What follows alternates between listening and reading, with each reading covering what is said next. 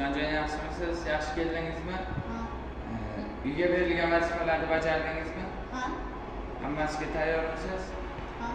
Unda eshitamiz.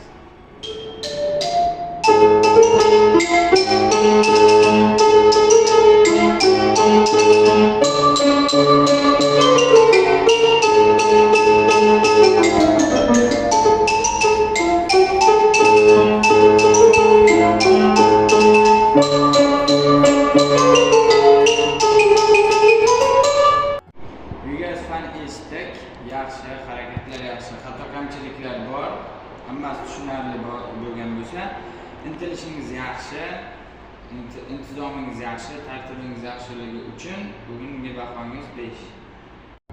Bugungi yangi mavzu sizga beriladigan yangi asarimiz vals asari, Manas Leviev yozgan. Sanovi 3-4 ta bo'ladi. Eshitamiz uni. Tayyorgarlik ko'rib, buni ham chalib vals asarimiz Manas Leviev yozgan. Rubato tempoda, rubato ya'ni ohista, mayin shoshilmasdan chalish kerak. Buni sanovi 3-4 sanovi va alternativ belgilardan 3 tasi qatnashgan. Fa diez, do diez, sol diez. Sizga chalib ko'rsataman.